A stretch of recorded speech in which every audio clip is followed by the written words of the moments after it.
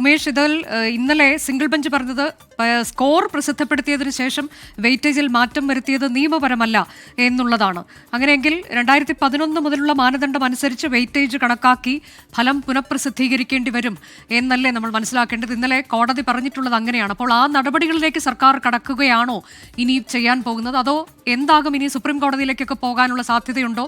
എന്തായാലും ഇത് വിദ്യാർത്ഥികളെ സംബന്ധിച്ച് വലിയ പ്രതിസന്ധിയാണ്.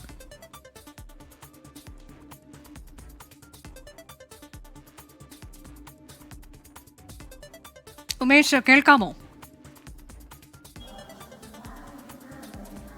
അനുജ, വിദ്യാർത്ഥികളെ സംബന്ധിച്ചിടത്തോളം വലിയ പ്രതിസന്ധിയിലേക്കാണ് കാര്യങ്ങൾ ഇപ്പോൾ എത്തിയിരിക്കുന്നത്. 76,000-ലധികം വിദ്യാർത്ഥികൾ കീം എൻട്രൻസ് ക്വാളിഫൈ ചെയ്തു. അവരെ സംബന്ധിച്ചിടത്തോളം ഇപ്പോൾ ഒരു വിഭാഗം കോളേജുകളിൽ അഡ്മിഷൻ, ഫസ്റ്റ് ഇയർ അഡ്മിഷൻ എല്ലാം ആരംഭിച്ചു. ചിലരെല്ലാം ജോയിൻ ചെയ്തിട്ടുണ്ട്. പക്ഷേ എഞ്ചിനീയറിംഗ്, ഫാർമസി പ്രവേശനം കാത്തിരിക്കുന്ന നിരവധി വിദ്യാർത്ഥികൾ ഇപ്പോഴും അഡ്മിഷൻ പോലും നേടാതെ, അതായത് കോളേജ് ഡിഗ്രി കോഴ്സുകൾക്കോ അഡ്മിഷൻ ഒന്നും നേടാതെ കീമിൻ്റെ റിസൾട്ട് വരികയും അതിൽ തങ്ങൾക്ക് ഉന്നത മാർക്ക് ലഭിക്കുമെന്നുള്ള പ്രതീക്ഷയിൽ തന്നെ കാത്തിരിക്കുന്ന വിദ്യാർത്ഥികളുണ്ട്. എന്തായാലും ഇനി സർക്കാരിന് മുന്നിൽ ചെയ്യാൻ കഴിയുന്നത്, നേരത്തെ തന്നെ ഈ വിഷയത്തിൽ സർക്കാർ ഫെബ്രുവരിയിലെ പ്രോസ്പെക്ടസ് പ്രകാരം അഡ്മിഷൻ നടത്തണം, റാങ്ക് ലിസ്റ്റ് പ്രസിദ്ധീകരിക്കണം എന്നുള്ള നിർദ്ദേശമാണ് നൽകിയിരുന്നത്.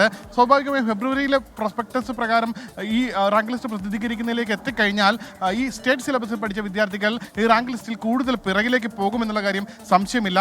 അല്ല എങ്കിൽ ഈ കീമിൻ്റെ റിസൾട്ട് മാത്രം എടുത്ത്, അതായത് ഇപ്പോൾ 600 മാർക്കിൽ 300 മാർക്ക് എന്ന് പറയുന്നത് ഫിസിക്സ്, കെമിസ്ട്രി, മാത്സ് എന്നീ 3 വിഷയങ്ങൾ, പ്ലസ് ടുവിന് പഠിച്ച 3 വിഷയങ്ങളുടെ മാർക്കുകൾ 5:3:2 എന്ന ആനുപാതികമായി എടുക്കുകയും ഒപ്പം 300 മാർക്ക് എന്ന് പറയുന്നത് കീം എൻട്രൻസിലെ ഫലത്തിൻ്റെ മാർക്കും, ഇത് രണ്ടും കൂടി ചേർത്തിട്ടാണ് ഇപ്പോൾ കീമിൽ 600 മാർക്കിന് റാങ്ക് ലിസ്റ്റ് പ്രസിദ്ധീകരിക്കുന്നത്.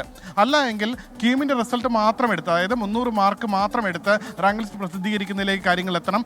എന്തായാലും സർക്കാർ ഇതൊരു തുല്യനീതി വരുത്തണം എന്നുള്ള ഉദ്ദേശത്തോടു കൂടിയാണ്. ഉദ്ദേശ ലക്ഷ്യം കറക്റ്റായിരുന്നു. പക്ഷേ അത് കൃത്യസമയത്ത് നടപ്പാക്കണം എന്നുള്ളത് അതിലൊരു വീഴ്ച വന്നിരിക്കുന്നു എന്നുള്ളത് വസ്തുതയാണ്. കാരണം ഇത്തരത്തിൽ ഒരു വർഷത്തോളം സർക്കാരിന് സമയമുണ്ടായിരുന്നു. സർക്കാരിൻ്റെ നയമാണ് നേരത്തെ മുൻകാലങ്ങളിൽ ഉണ്ടായിരുന്ന പ്രത്യേകിച്ച് എഞ്ചിനീയറിംഗ്, ഫാർമസി എൻട്രൻസ് പരീക്ഷകൾ എഴുതുന്ന വിദ്യാർത്ഥികൾക്ക് ആദ്യഘട്ടത്തിൽ, അതായത് ഒരുപക്ഷെ കോവിഡിന് ശേഷമെല്ലാമാണ് ഈ ഒരു അനുപാതത്തിലൊരു പ്രശ്നം വന്നു തുടങ്ങിയത് എന്നാണ് വിദ്യാഭ്യാസ വിദഗ്ധരടക്കം പറയുന്നത്. അതിനു മുൻപ് വരെ ഈ ഫോർമുല, അതായത് 20 വർഷത്തെ ആവറേജ് എടുത്ത് അതിൻ്റെ മീൻ എല്ലാം കാൽക്കുലേറ്റ് ചെയ്ത് ഒരു പ്രത്യേകതരം സ്റ്റാറ്റിസ്റ്റിക്സ് ഫോർമുല ഉപയോഗിച്ചായിരുന്നു നേരത്തെ എല്ലാം ഇത്തരത്തിൽ റാങ്ക് ലിസ്റ്റ് കണക്കാക്കിയിരുന്നത്. അതിന് കോവിഡിന് മുൻപ് വരെ വലിയ പ്രശ്നങ്ങളില്ലാതെ പോയിരുന്നു. കോവിഡിന് ശേഷമെല്ലാം സംസ്ഥാനത്തിൻ്റെ പ്ലസ് ടുവിലെ വിദ്യാഭ്യാസ നിലവാരവും മാർക്കും വലിയ രീതിയിൽ കൂടുന്ന സാഹചര്യം ഉണ്ടായി. ഈ സാഹചര്യത്തിൽ പഴയ ഫോർമുല വീണ്ടും പിന്തുടർന്നപ്പോൾ കഴിഞ്ഞ വർഷത്തെ ഒരു കണക്ക് തന്നെ വലിയ ആശങ്കപ്പെടുത്തുന്നതായിരുന്നു. കഴിഞ്ഞ വർഷത്തെ ഒരു കണക്കിൽ 300 മാർക്ക് നേടി, അതായത് ഈ മാത്സ് കണക്കിന്, ഫിസിക്സിനും കെമിസ്ട്രിക്കും ഫുൾ മാർക്ക് നേടിയ വിദ്യാർത്ഥിക്ക് കീം എൻട്രൻസിൻ്റെ റിസൾട്ടിൻ്റെ പാറ്റേണിലേക്ക് വരുമ്പോൾ അവരുടെ 300 മാർക്ക് എന്നുള്ളത് 273 കുറയുകയും, എന്നാൽ CBSE പഠിക്കുന്ന ഒരു വിദ്യാർത്ഥിക്ക് അവരുടെ 300 ഒരുപക്ഷെ 292 വരെ, അതായത് 8 മാർക്ക് കുറവ് വരെ വാങ്ങുന്ന വിദ്യാർത്ഥികൾക്ക് പോലും അവർക്ക് കീം എൻട്രൻസിൻ്റെ നിലയിലേക്ക് വരുമ്പോൾ അവരുടെ മാർക്ക് ഫുൾ മാർക്ക്, അതായത് 300 എന്ന നിലയിലേക്ക് ഉയരുകയും ചെയ്യും. അതായത് ആ വിദ്യാർത്ഥികൾക്ക് തന്നെ ഏകദേശം 35 മാർക്കിൻ്റെ വ്യത്യാസം സ്റ്റേറ്റ് സിലബസിൽ പഠിക്കുന്ന വിദ്യാർത്ഥികൾക്ക്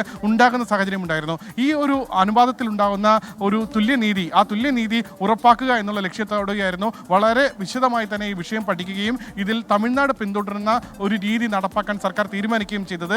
അതിന് ഒരുപക്ഷെ ഈ കീം എൻട്രൻസ് ഫലം പ്രസിദ്ധീകരിക്കുന്നതിന് സമയം നീണ്ടുപോയെങ്കിൽ പോലും ഇതിന് ഒരു തുല്യനീതി ഉറപ്പാക്കാൻ കഴിഞ്ഞിരുന്നു എന്നുള്ളതൊരു വസ്തുതയാണ്. പക്ഷേ ഈ പറഞ്ഞതുപോലെ സാധാരണ ഒരു പരീക്ഷ നമ്മൾ എഴുതാൻ അപേക്ഷിക്കുമ്പോൾ ആ പരീക്ഷയുടെ മാനദണ്ഡങ്ങൾ, അതിൻ്റെ മാർക്ക് എങ്ങനെയാണ് വിലയിരുത്തുന്നത് തുടങ്ങിയ കാര്യങ്ങളെല്ലാം പരീക്ഷ എഴുതുന്നതിന് മുമ്പ് അതിൻ്റെ പ്രോസ്പെക്ടസിൽ തന്നെ വേണം എന്നുള്ളതാണ് ഒരു വസ്തുത.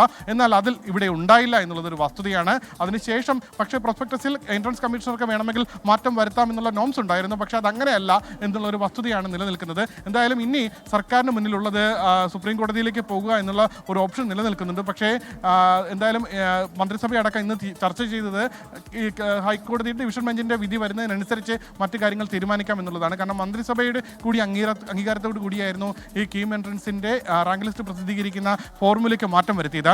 ഇനി സർക്കാർ എന്ത് ചെയ്യുമെന്നുള്ളത് നിർണായകമാണ്.